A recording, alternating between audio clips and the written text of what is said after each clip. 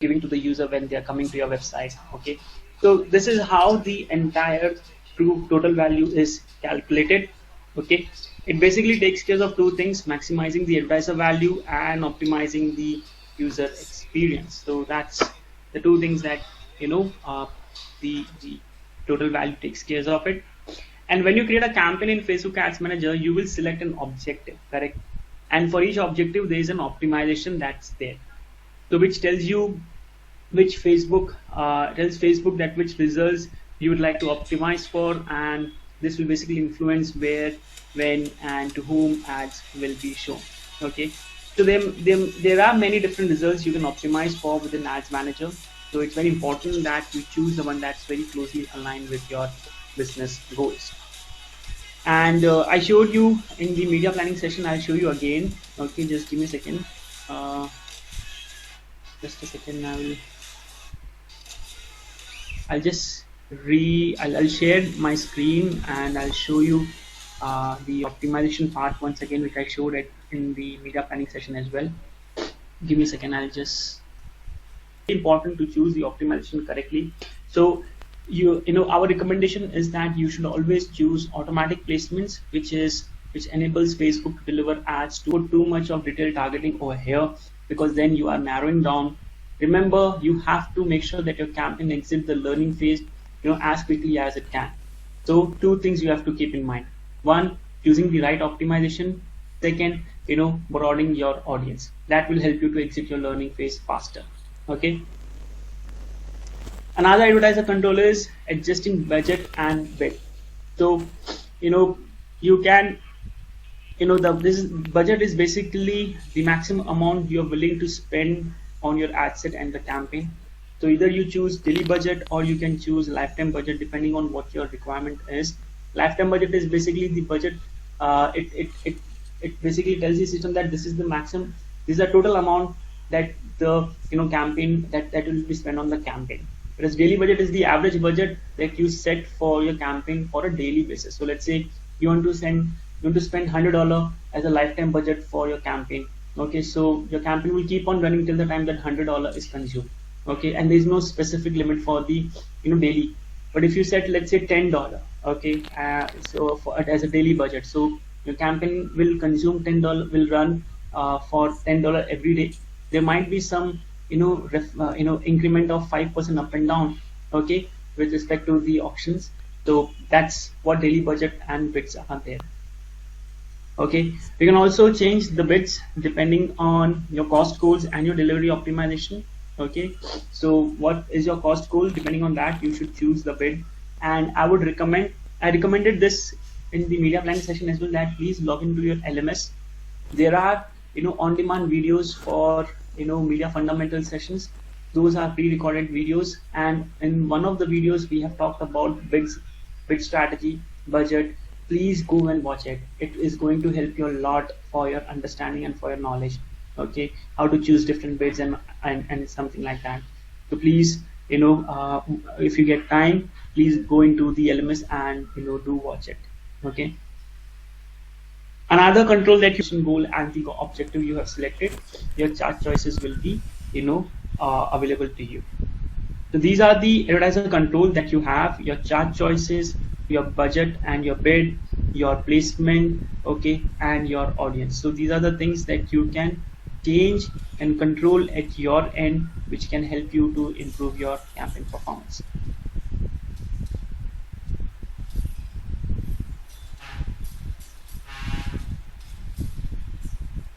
Okay, let me see if there are any questions before I head to the learning phase. It's an important concept. Okay, how do you implement value-based optimization? Please explain value-based. Okay, fine, sure. See, what is value-based optimization is? I'm sure that you guys are aware about the concept of optimization. Optimization means that letting the system know that what exactly you are looking for. Okay, so when you go and select a traffic objective, okay, and you choose optimization as a landing page view, what does it mean? It means that you're telling the system that you want people to come and visit your website, okay, and you want more and more people who can who after clicking the ad can are able to view your landing page. You don't want people who just click your ads. You want people who click and view your landing page. So when the landing page loads completely, you are looking for people who can load your landing page completely. So that's the pure simple way of understanding the optimization. So when you choose landing page view, system knows that your campaign is looking for more people who can load the your landing page or visit your landing page. So they will find more such audience for your campaign. Okay. Now, what is value-based optimization? So value-based optimization is more for the transactional-based websites, where like e-commerce, where you are asking users to buy something from your website. Correct. Now, when you want people to buy something on a website, so people are paying money to you. Well, let's say for one of the products, they are paying $50 to you, $20 to you. Correct. But to get that customer, to that particular position where they click your ad, they come, they buy, you have to pay a amount. How you pay it? So let's say for every acquisition, cost of acquisition, your company is bearing, let's say, $10. So now you are paying $10 to a customer, to the Facebook, for acquiring a customer. Correct. So that's the cost that you are acquiring. Now with that $10, if the customer goes and purchase worth $15 product, so what's the increment that you're getting? So $15 minus $10 divided by $10. So the increment that you're getting is 50%. So your return is 50%. So you're getting a 50% return. Okay. And let's say you are saying that, okay, I want to reduce my cost. I want to make sure that I go down further the cost. Instead of $10, how can we optimize for reducing this $10 to $8? How we can get more customers in $8, which is most of the time the discussion is in the board meetings. Okay. So what will happen? You will focus on reducing the cost, but then an average purchase value of the customer will not increase. It will be 15, 12, 13 like that. So your return on ad spend will not increase. Okay. But if you optimize towards value optimization, which means we are telling the system, hey, I'm looking for people who are willing to spend more on my website. What will happen is it may cost you $1 or so higher to acquire those customers. But then it may, let's say it was costing you $10 and the same customer was giving you $50 worth business. Now, when you're optimizing for value, what will happen is you are getting the customer worth, you are being charged, let's say $12 or $15 for acquiring that customer. But that customer is now purchasing worth, let's say $75 or $100. Now you see the return on investment. That for $15, you are getting a value worth $100, and for $10, you're getting a value worth $50. So you are looking to increase the value of the business, which means more purchase should happen.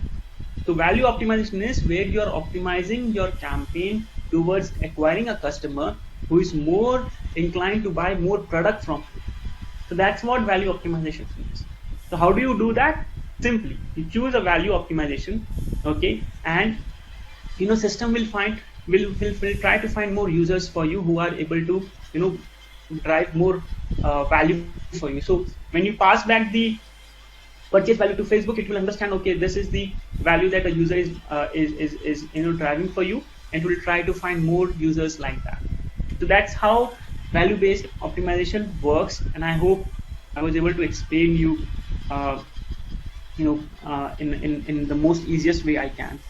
Let me know if this is clear. How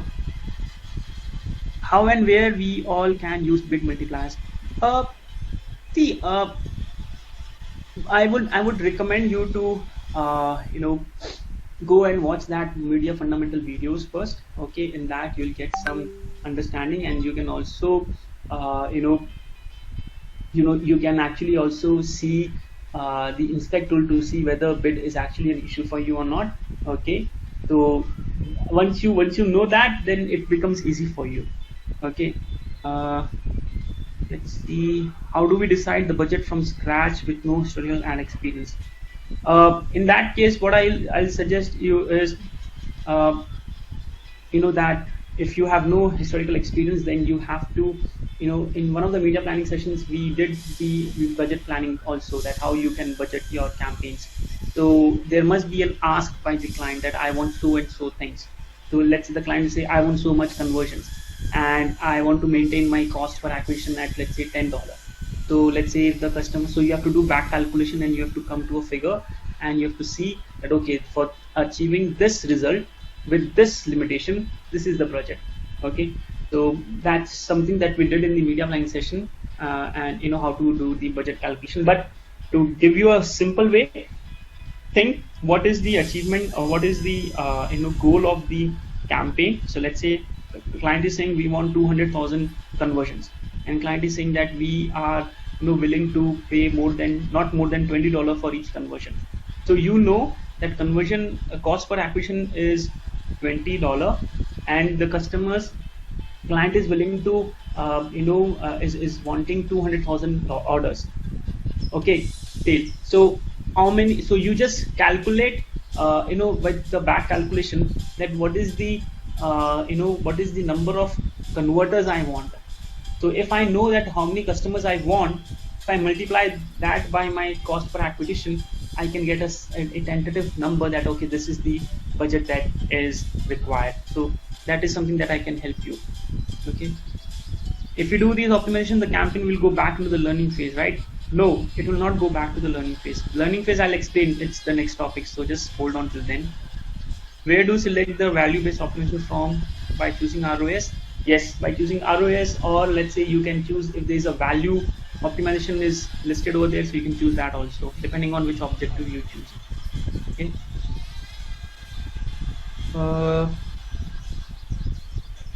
There's no link for video fundamentals. You just go log into your LMS, and over there you'll get the as your reading materials and your additional references.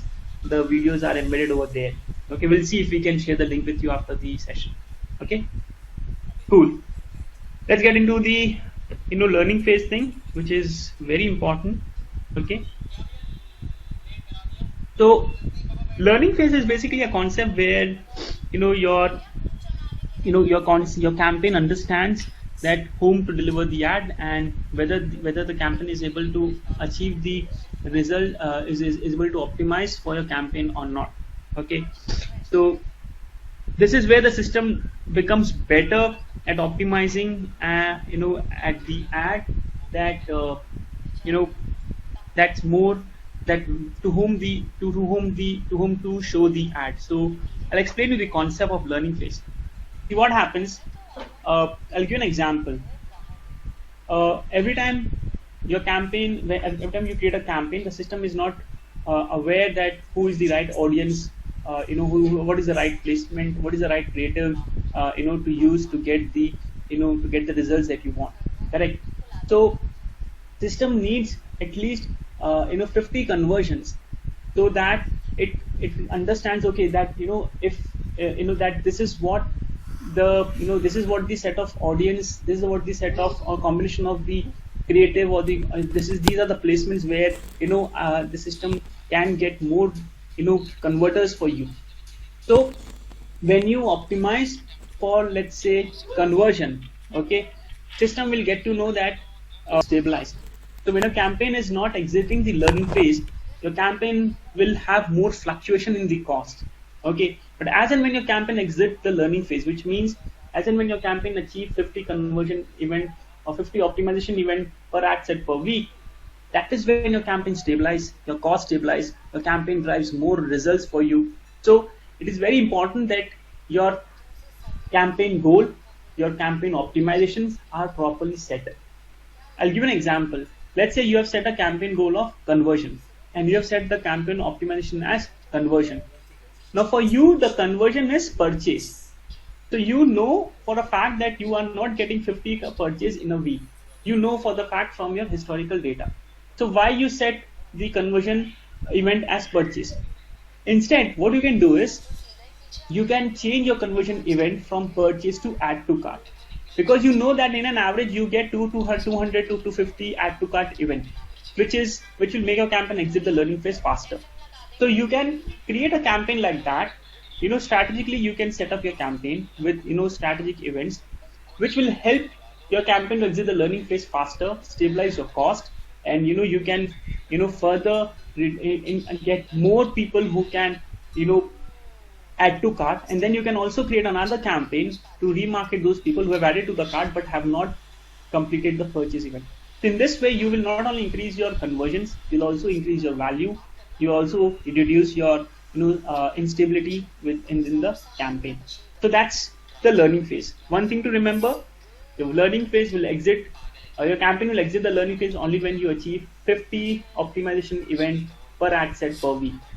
Okay, and your campaign will re-enter the learning phase if you make major edits in your campaign, like you change your bid type, you have changed your budget multiple times, you have changed your creative. Okay, so and how do you know that what change have triggered the re-entering the learning phase? Is a tool called inspect tool.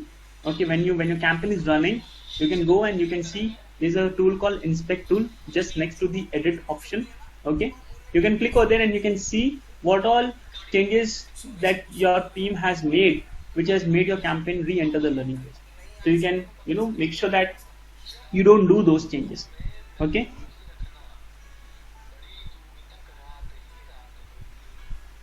so hope the concept of learning phase is clear. Okay, great, cool. So now let's look at the concept of CBO, which is campaign budget optimization, and how it could affect your budget strategy. So first, what's a CBO? Okay, so CBO is basically automatically manages your campaign budget across ad sets, and it gets you a better results from the same budget. So with CBO, what you do is you set your budget at the campaign level instead of the ad set level. Okay, and then system actually distribute the budget in real time to the ad set that's driving the best results for your campaign. So let's say there are three ad sets, and you have, let's say, $30 as your daily budget. You have a cap of 30 budget daily. So you'll give $10, $10, $10 to each ad set. Okay, but then let's say ad set 1 is not performing well and ad set 2 is performing amazingly.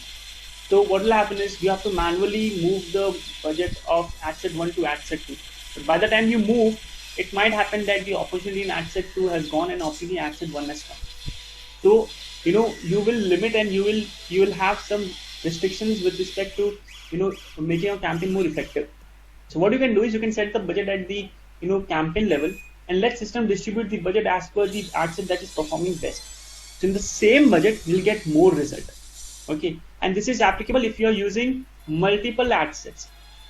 Okay, so that's where the CBO helps you to drive better results. So CBO can optimize your campaign by spending the budget flexibly across your ad set. It can get the most results from possible from your campaign at the lowest cost, and it can simplify your campaign setup and reduce the number of budgets you have to manage manually. So these are the options that CBO can do, and I have seen it has got amazing results for the clients. Okay, let's look at the last thing, which is the insights and the measurement opportunities that you have. Okay, so Ads Manager reports give you a detailed overview of the performance of your campaign, correct? Now, aside from the general overview at the campaign level, you can find more detailed delivery reports using the inspect tool, which I was talking. Okay, that too at the ad set and the ad level. Now, the inspect tool helps you to understand and optimize your performance at the ad set while your campaign is still live. And inspect tool will only be available when the campaign is live. If the campaign has ended, the inspect tool will not be there. Okay, so let's understand what all you can see within the inspect tool. So first thing is you can see the bid management. So this is the first model within the inspect tool. This model can help you to understand the relationship between the ad sets, bid strategy, and the cost. And when applicable, the system will recommend you alternative bid strategy so that it meets so that it can help you meet your stated goal. So do look into the bid management module over here. Next is auction competition. This module can help you to understand whether increase in the cost are result of your increased competition in the auction or not. So if your competition, if the auction competition has increased, okay, uh, that might be the reason why your cost has increased. So if you look into this model, this might tell you that your cost has increased not because of any other thing, but because of the increase in the competition. So you can look into it, and you can see whether you have to be a little bit more aggressive with respect to in your auction or not. So this can also help you in that. Another module in the inspect tool is the auction overlap. Now this helps you to understand whether the ad set performance is impacted by your auction overlapping or not, or your audience overlapping or not. Okay, if the performance is declining and auction overlap has increased over time, consider combining ad sets so that it improves your campaign performance. Another module is auction saturation. Now you can use this model, it is also known as audience saturation, to understand whether the increase in the cost is result to audience saturation or not. And if the performance is declining and audience saturation is high, consider using a new creative, or expanding your audience to a broader audience as well. Okay. And last module is the significant edit history. Now this is where you will get to know what all edit you have made which has made your campaign re-enter the learning phase. Okay, so this is where you can see all the edits that you have made which have made your campaign re-enter the learning phase. So you can look it over here. And this is where the inspect tool you will see. You can see the inspect tool when your campaign is live, and you can click into it and you will be able to see all these modules over there.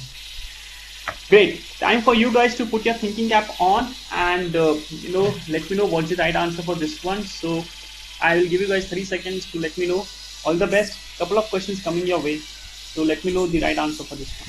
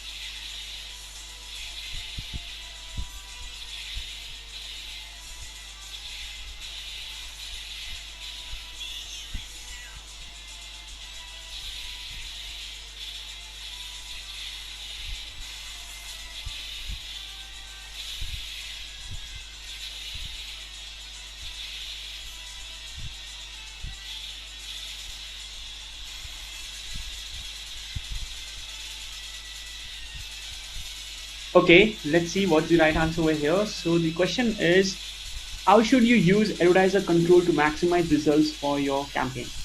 Now the right answer is A, try to be least restrictive possible when deciding on controls for your ad. So the reason is, if you put too much of control, your campaign will have less liquidity, which means your campaign will have less flexibility. Again, your campaign will not be able to exit the learning phase. It will again impact your overall campaign objective. So try to be least restrictive. Let's see what response you guys have given to me. Okay, B is what majority of you have gone with. Okay, some of you have gone with option A as well. Let me see why. Okay, what should be specific as possible when you decide on advertiser. No. Don't be specific. Try not to be specific, because it means you are putting too much of restrictions. Imagine like this. you have a you have a talent pool, and you have let's say you have you have 50 people in that, and you want to find someone who matches the skill of the nature of the job. Okay, now if you you have to find people from that talent pool, correct? Now you will say that I want someone who is masters, or let's say I want someone who has done master's degree, who has done who has 5 years of experience, who has, let's say, managed the team, so and so. So the more specification you put, the more the pool gets shrink, and then you don't, and let's say at the end you have only 5 people matching your criteria, and then ultimately no one ended up in getting that job. Okay, just an example I'm saying this. So similarly, if your audience, if you put too much of filter, what will happen is your you system will find it very difficult to find audience for you. So don't put too much of filter, make it as broad as possible. Machine learning is very smart in getting the best results for you. Okay, then the right answer is option A. Get ready for another one. Okay, let me know what's the right answer for this one. Let's see. It's a little tricky one, but I'm sure you guys will get it. All the best, guys.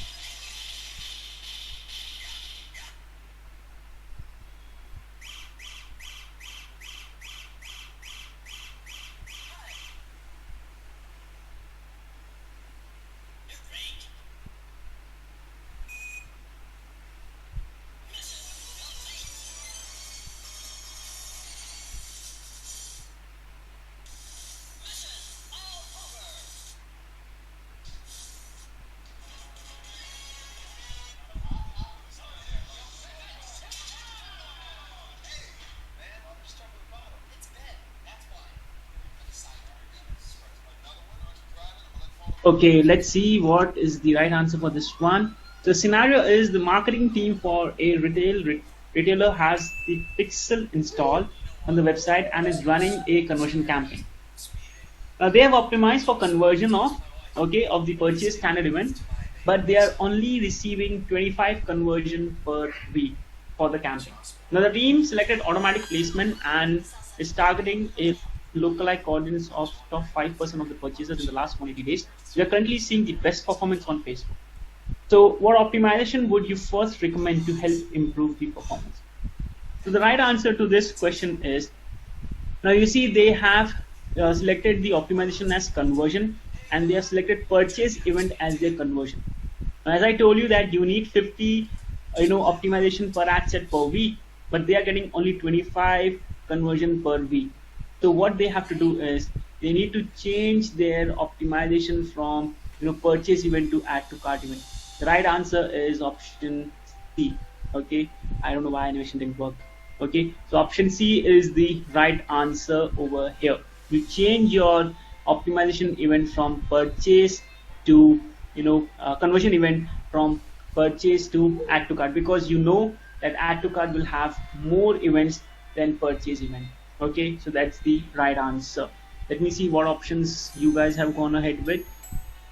C. Okay, so majority of you have gone with C. So I am now very happy that you have understood the learning phase concept. Very good, guys. Very happy with this. Superb. Now this question gives me confidence that that what's the level of understanding with you guys with respect to the learning phase. Superb. Great. Now, so another important thing is that machine learning and the advertiser control. Okay, so how does machine learning affect advertiser control? Very simple. Facebook uses machine learning to create, you know, to create the highest value experience for both advertiser and audience.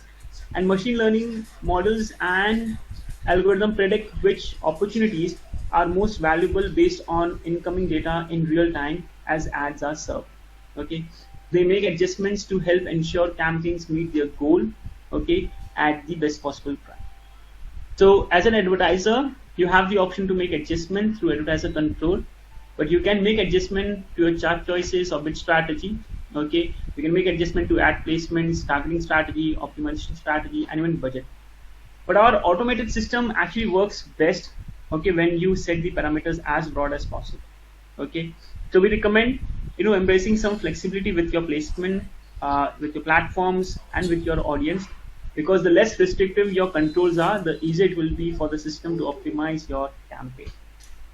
So what's the key learning from this segment? Choose ad delivery optimization which is most aligned with the business goals. Use relevant advertiser controls modules to improve campaigns.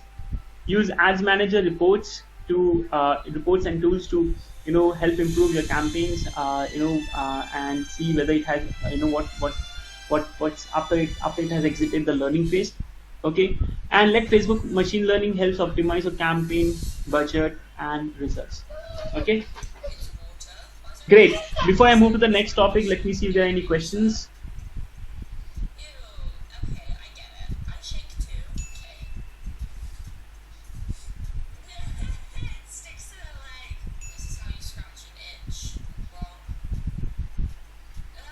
Okay, let me see. Is Blueprint exam a multiple choice one? Yes, it's a multiple choice one. So there will be 4 options or 5 options, and you have to choose one. Okay. On question 2, will being broad help maximize the result? What do you mean by that? Ravi, can you explain the question a little bit better? Do we require minimum 50 conversion at campaign level or at account level? No, at ad set level. So 50 optimization event per ad set. Okay, so that is what you need. Okay, so just help me, Ravi, with your question that will being broad help maximize result. I'm not getting it. Like what exactly you're trying to convey over here. Okay, rephrase it. I'll try to address it again. How do you budget if the campaign budget objective is awareness? See, again, you can choose a budget, as I told you that it all depends on what's your ultimate goal and what's the cost that you are trying to you're trying to bear for that. And you have to do a kind of a calculation, look into the historical data, that what is the reach that you'll get. Okay, and you can also use campaign planner for that. It will help you to understand that in what budget. So you can create 3 different planner with 3 different budget and see whether in which budget the maximum reach you're getting. So you can use that also. Okay.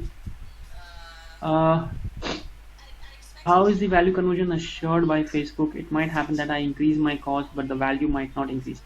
No, you don't have to increase your cost over there. See, when you go for value optimization, basically when you optimize for ROAS, you are not increasing your cost. System is finding people who are more reliable or who are more probable to buy more from you. Now it might be that to find such audience, your cost might increase. It is not that you have to increase. So it's like finding an audience who is more likely to buy more product from you. Instead of so it might happen that your cost might increase slightly.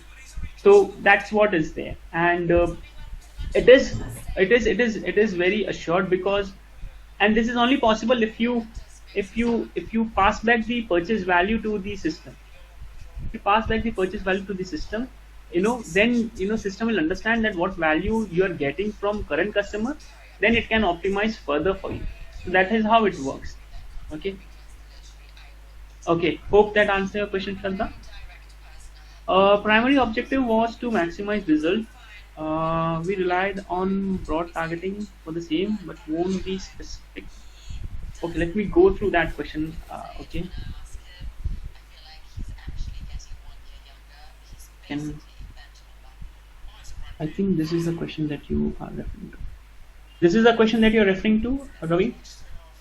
Because that's the second question.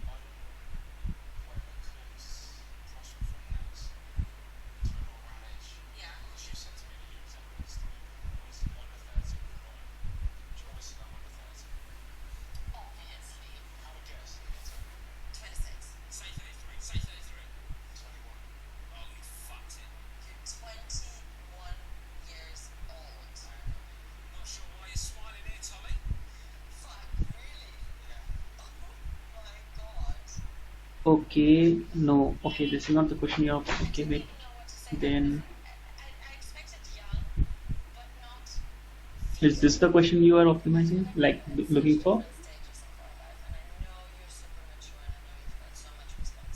In the meantime, I'll go to another question. If we optimize for add to cart, will it help us get more purchases? If not, then will optimizing for add to cart be helpful? Good question, Saga. See, when you optimize for add to cart, okay, you are basically what you're trying to do is you're trying to make your campaign more, stabilize. You're making your campaign exit the learning phase faster, which means you're trying to show your ad to people who are more likely to add to cart, which means out of that there are some set of audience who will definitely go ahead and buy your product from you. Okay, so that is one. Now, what will happen is, imagine a scenario where you have optimized your campaign for purchase event, okay, and then you are struggling to get 50 optimization, 50 conversion for in a week, because it's difficult to get 50 conversion event in a week in the purchase event. Okay, so what will happen? Your most of the budget will be consumed in the learning phase.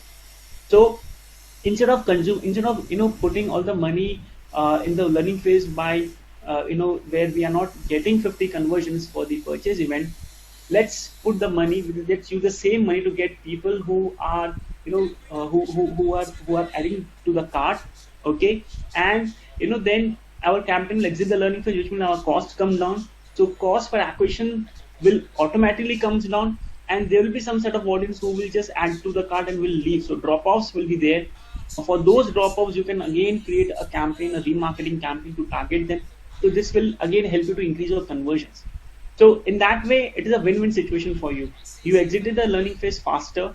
You dedicated a very small budget of your small amount of your budget in the learning phase, and you use most of the budget in outside the learning phase when the cost got stabilized. You got some converters, and the converters who dropped off, you can create a campaign and you can get them through via remarketing. So that's a situation that it's a win-win situation for you. Okay. Hope that answers your question, Saga. Okay, I got your question, Ravi. So should you use advertiser control to maximize results for your campaign? Okay, and what's your question? Primary objective was to maximize results. Relied on broad targeting for the same, won't gain specific help. No. So your objective is to, over here is that the question is that how you should use advertiser control so that you get the maximum results for your campaign. So let's say your campaign goal is to get most of the purchase. So if you put too much of advertiser control, okay, what will happen is your campaign will again be too restrictive, it will be too limited, your campaign will not have much of liquidity.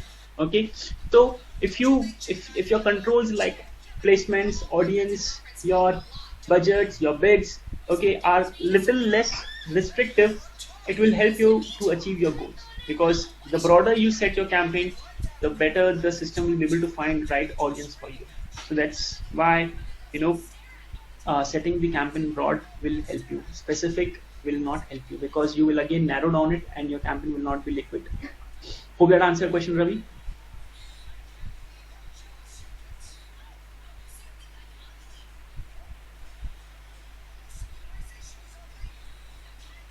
Okay, let's move to the next topic, which is optimizing your campaign with A/B testing. Now this is where we'll understand what an A/B testing is. Okay, how to run A/B test on on Facebook, and how to interpret the results of A/B test. Okay. So what's an A/B test? So basically, A/B test is basically a randomized experiment that compares two or more versions of an ad to see which one performed better. Okay, so Facebook offers A/B tests to help advertisers like you guys to optimize your advertising campaign by testing different versions of the campaign when you are running it. So you can use A/B testing, to see which placement, which creative, which audience, which optimization, whether CBO is helpful or not. So let's say there's a discussion in your team that after this session you went and ahead and you suggested that hey, we should use automatic placement, and your team is saying hey, no, you know what, we should not use automatic placement because then our cost will go up. And what you can do is you can suggest A/B testing, okay, where you can actually suggest to the team that let's create an A/B testing for 7 days. Okay, let's see whether automatic placements is actually driving the results or manual placements that we are doing is driving the results for us or not. So depending on that, in 7 days you will run the A/B test, you'll see the result, you'll get the winner variant, and the winner variant can be used for a larger campaign. So that is something that you can use for the A/B testing. So how A/B testing works? Very simple. Your audience is divided into random, non-overlapping groups. Okay, and the randomization makes sure that the test is conducted fairly. Okay, so the results aren't skewed by any compounding variable over here. And each group sees an ad that are identical except for the one change that you want to do. So either you can change the creative, you can change the placement, you can change the audience, you can change the optimization, you can change the product set of the catalog, you can change the you can test CBO also. So let's say you want to know version A will be with automatic placement, version B will be with manual placement. You can also see version A with, let's say, creative. You can see video plus image, and in version B it's only image. So you can check that. Okay, then each ad or ad set's performance is measured against campaign objective, and the best performing ads or ad set wins the wins the A/B test. Okay, so it's always recommended that you perform A/B test only with one variable, because then you will be able to pinpoint that the reason for the result. Okay, but if you want to create A/B test with multiple variables, then you need the help of your meta representative, where they can help you out. But trust me, if you change, let's say, placements and audience and creative in both the version, then you will get a winner variant, but you will not be able to pinpoint that because of what the winner variant came. Was it because of placement? Was it because of audience? Was it because of creative? So you won't get it. So it's always ideal that when you run an A/B test, you change one variable and you see whether that variable is impacting your campaign or not. Okay, so that is what is there. And the ideal duration to run an A/B test is 7 to 14 days. So in between this, you can run your A/B test for 7 to 14 days for a small budget. See what is best working, what is the best practice. Then replica the same thing, with the winner variant on the larger campaign. So like this, you can test whether the whether the image that you're using, a close-up image, is more important, more driving the results, or a zoom out image is more driving the results. So these are the variables that you can test: creative variable, platforms and placements, audience messaging, delivery optimization, and product set. Okay, so these are the different variables that you can test in the A/B test. Now, how to run an A/B test in Ads Manager? Very simple. You have to start choosing by the campaign ad set or the ad that you want to test, and you have to turn that into a version of your test. Then, you will need to determine the variable to test, which automatically creates a B version. Okay, so that is one. Now your test is ready to run. Okay, so that's how one. Alternatively, what you can also do is you can create an A/B test from the experiment tool, where you can go into the experiment tool and you can see the A/B test over there, which you can find under business tools. So you can run your A/B test from there as well. And these are the variables that you can test: creative, audience, delivery optimization, placements, product sets. Okay, so these are the tools that you can see.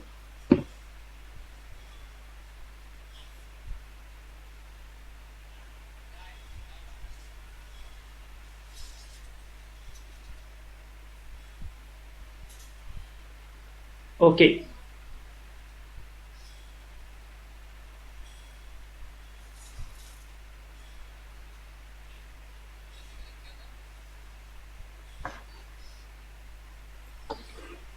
Okay, so there's one question that if we want to test different ad copies, CTA should be ad copies of CTA, should we go for A/B testing or should we use dynamic ads?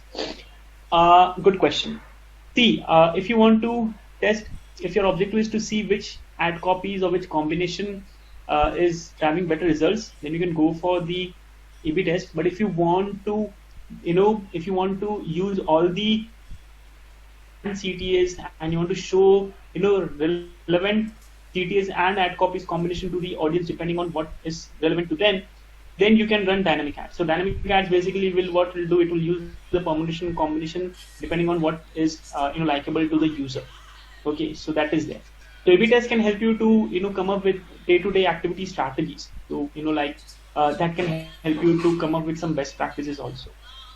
That is that is what can A/B test can help you to do with. Okay. Now, how to interpret the results of an A/B test? Very simple. So there are two metrics that you have to keep in mind of. And when you have run your A/B test, you'll get an email, okay, which you will receive for your results. You can also review your test directly in the ads manager. And as I said, there are two metrics you have to keep in mind on: the winning ad set and the confidence level. Now, the winning ad set is the ad set that performed best. It's also the ad set with the lowest cost per results. Now, Facebook determines the winning ad set by comparing the cost per results of each ad set or ad based on your campaign objective. And based on the data from the test, Facebook stimulates the performance of each variable tens and thousands of times to determine how often the winning outcome would have overperformed. So that's one. Another is the confidence level, which helps you to assess the power of your test. It also indicates how likely it is that you would get the same results if you ran the test again.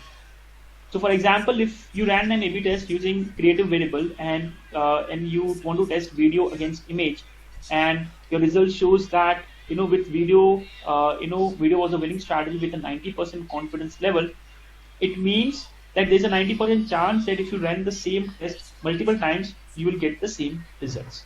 Okay.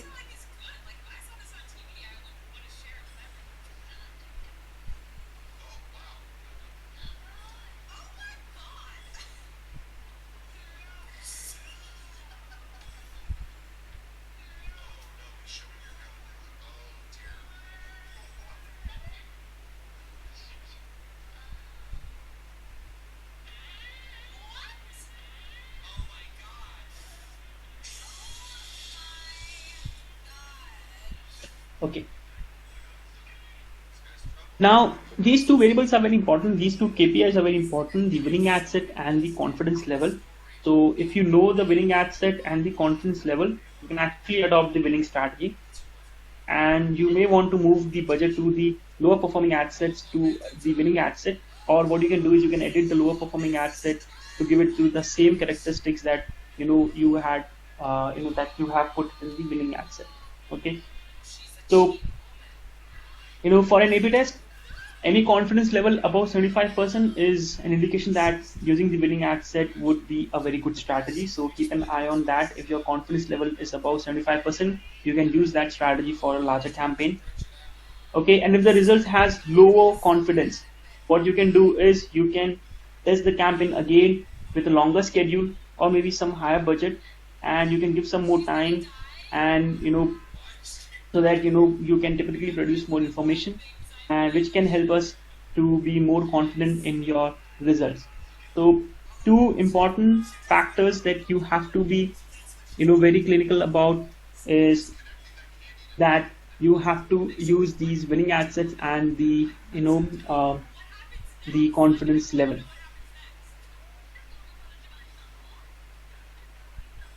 Okay, great. uh, this is the knowledge check question for you guys. Let me know what's the right answer for this. I'll give you guys 30 seconds to respond to me.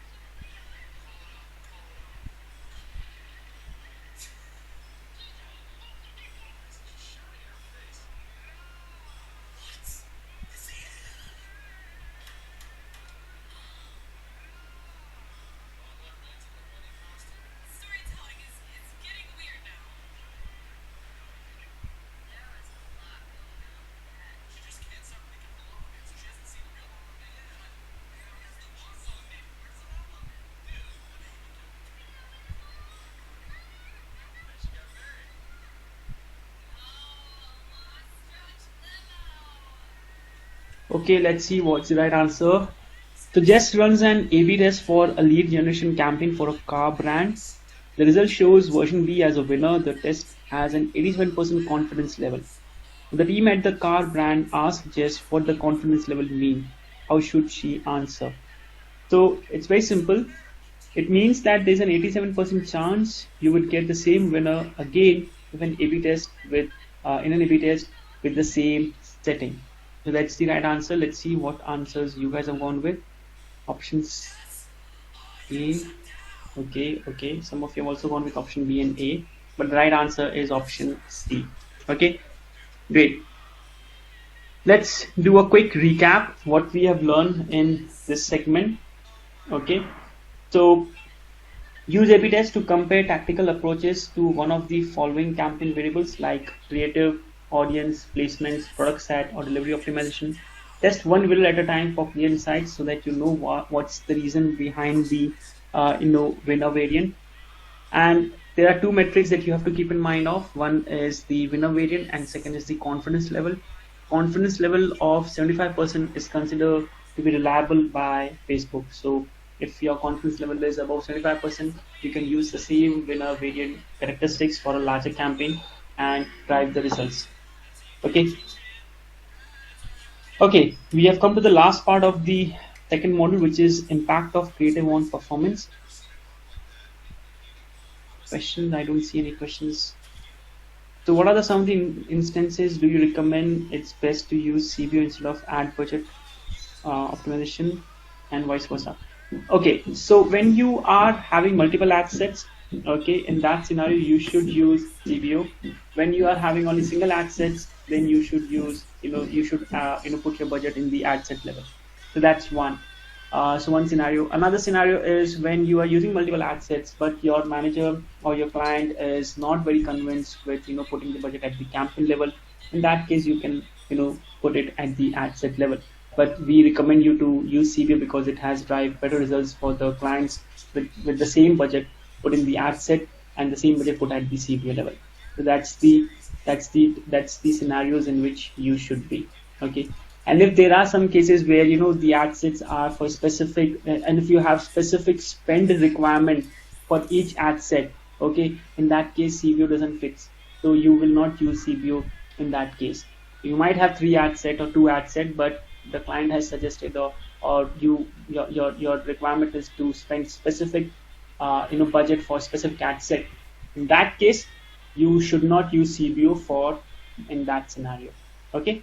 Hope that answers your question. Okay, now let's move to the last part, which is how to design creative for each stage of the marketing funnel so that you can connect with your audience in an authentic way. So what are we going to cover in this part? We will explore how to tailor ad creative to the marketing funnel, where and how to place ads and how to design creative that performs well in ad auction. So there are 3 things we'll be covering it up. So let's start by discussing how tailoring your ad creative to the marketing funnel can help move customers further down the path to purchase. Okay. Now, when you consider creative for your advertisements, you should focus on your business goals, and these goals can be anything from exploring awareness, generating demands, increasing purchase, or even growing loyalty. So from awareness to consideration to conversions, it's very important to understand how to tailor your ad creative to each stage of the marketing funnel. And it's also important to understand which creative options works with different objectives in Ads Manager. And the right combination can have a profound effect on how you reach your business goals and your KPIs. And as you know, there are 11 campaign objectives. So for each campaign objectives, there's no exact formula that you have to follow, but there are a couple of best practices that I would give it to you. So for example, CTA is one option that you should change depending on the stages of the funnel. Okay, so when you add CTA or call to action button to your ad, it actually tells people what you want them to do. Okay, So let's say if you want to use CTA at the top of the funnel, you can use CTA like learn more, watch video. For the consideration stage, you can use CTA like you send messages, see offers, use app, and at the bottom of the funnel you can use CTA which are more action oriented like shop now or subscribe. Okay, so these are the you know CTA that you can use depending on the different stage of the funnel. Another thing is that you can also tell you can also people are very receptive to ads when they browse our platform for content. So consider who you want to reach and create ads that grab attention. And if your business goals are to raise awareness among potential new customers or improve affinity among people who already like your brand, try to go ahead with brand awareness, reach, or video views objectives. You can use these objectives to design ads that are versatile and engaging and reaching people who are likely to remember your ad.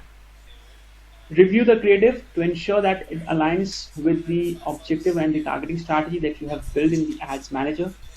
And for creative, what we recommend is that try to include your branding in the very first 3 seconds, introduce your brand in the very first 3 seconds of your ad.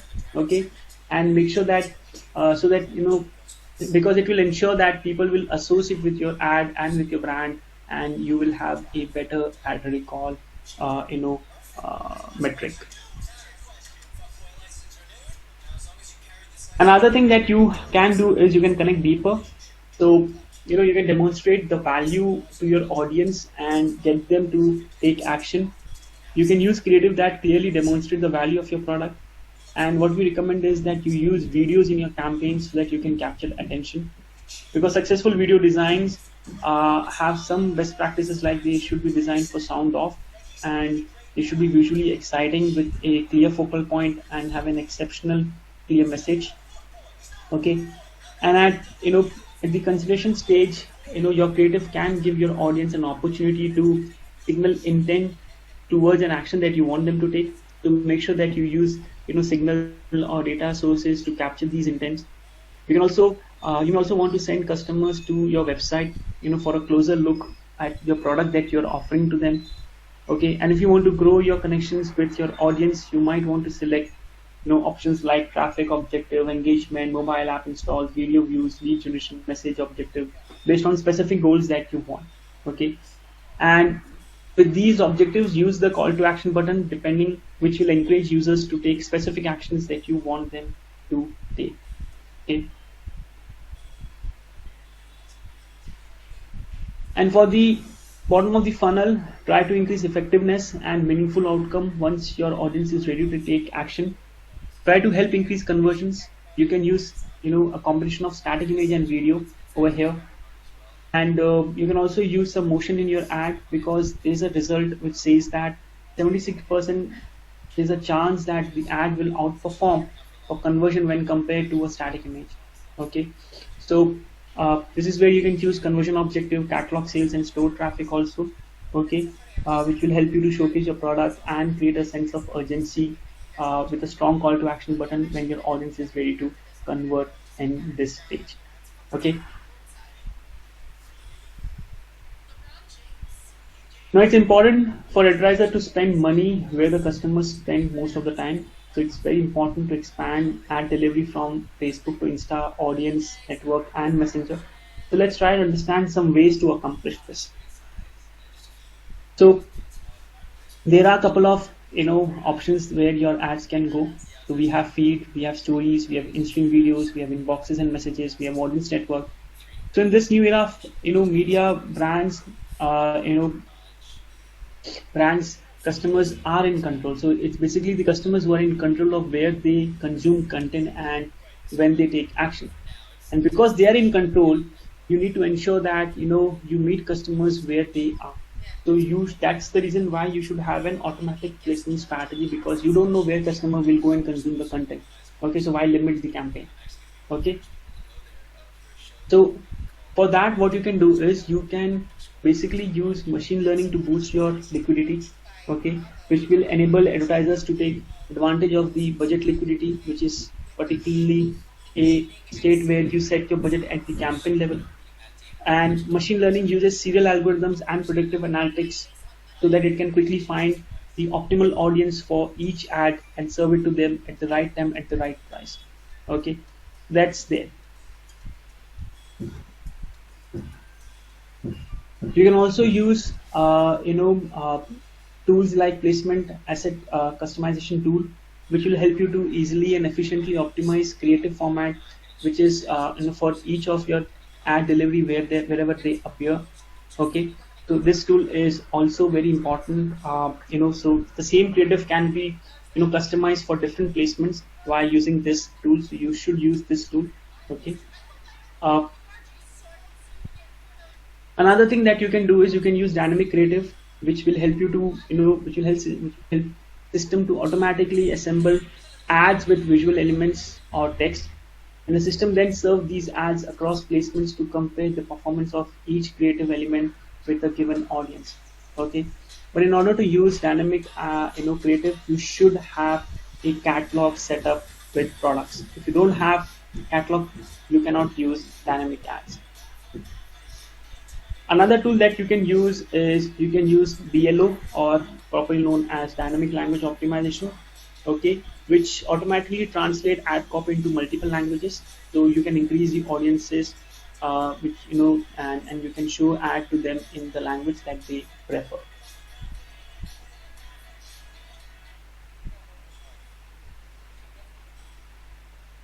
Now, to successfully deliver ads to potential customers, it first needs to perform well in the auction. Okay, so let's explore how to incorporate creative best practices to help improve your ad performance. Now I'm going to show you one video, one small ad. You have to tell me that whether that ad has captured your attention or not.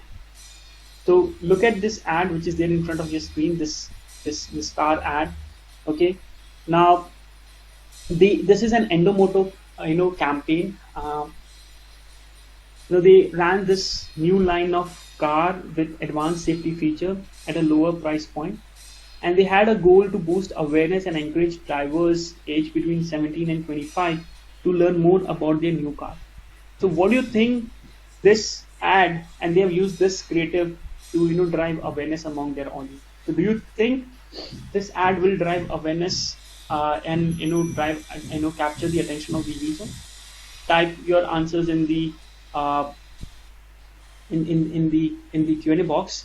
Okay, now the team so basically the team didn't expected this to happen, so the ad didn't deliver at the rate Endomoto expected, and they received many negative reactions and comments for this ad. Now this resulted in lower ad recall and a low conversion rate for the lead form submission. And the marketing team believes the reason for the results was the creative used in the campaign, which is this ad. Okay, so let's see how we can help Endomoto to build a higher performing creative.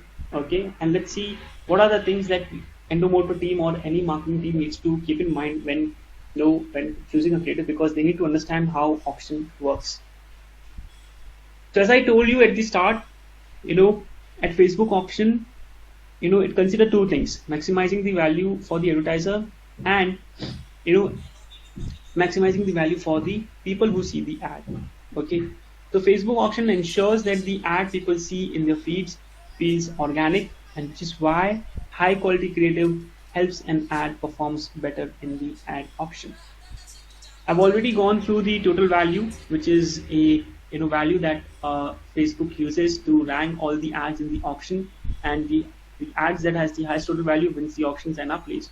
Okay, so the two things that we have to keep in mind is the estimated action rate and the user value. Okay, so estimated action rate, as I've told you, that it's basically always going to be multiplied by your bid, and you have to keep in mind that what's the estimate, what's the likelihood that an ad shown to the person will lead to your desired result. At the same time, you also have to keep in mind how much someone would like to see how and somehow the ad that you have shown, and how much they are going to appreciate your ad. You also have to keep in mind the the user experience that you're giving to the user. Okay. Now, there's a research that suggests that quality creative is a main factor in the ad auction. In a recent Facebook study that we did, creative quality had up to 50% of impact on estimate action rate in the auction and 10% impact on direct user value.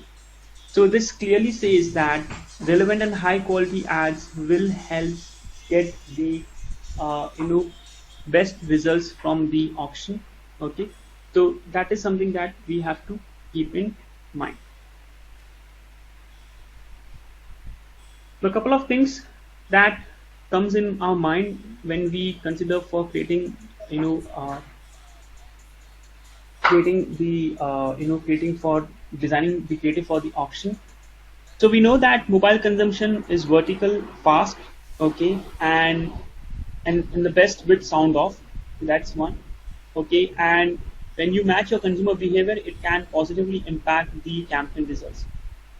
So while mobile behavior is important, you must also consider that your objective and your audience when seeing high performance creative. So make sure that your ads are framed for vertical consumption. They are created for a shorter duration, not more than 10 to 15 seconds. You should capture attention quickly, introduce your brand in the very first 3 seconds, and you should design your ad for sound off. Okay, so that's the thing. Now, considering all these things, Endomoto changed all the they have used all the best practices that we suggested, and they balance the length of the ad and the message pervade without sacrificing the quality. They introduce the branding in the very first 3 seconds. They use text and graphic to get the message across without sound. They use vertical framing. They use 1:1, 4:5, 1:16 ratio. Okay, and let me show you the ad copy over here.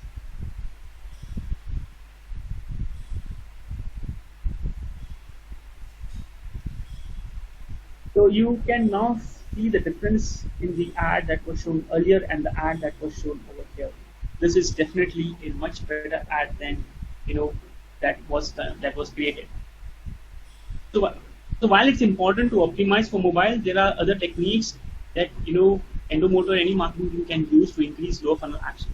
Like you can build your brand with stories. Very important. Okay. You can optimize stories creative, and you should use 9:16 framing. You should use placements in feeds to boost your brand outcomes. Inspire interest.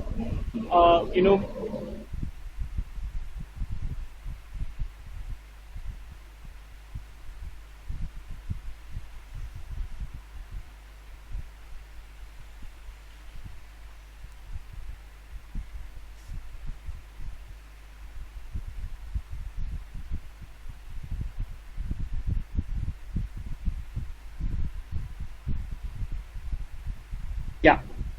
So there was a plane that was going in the top, so I muted myself. Okay. No. I am there. I'm there. I just muted myself because there was a plane which was landing and a huge sound. I didn't want to disturb you guys. Okay. Yeah.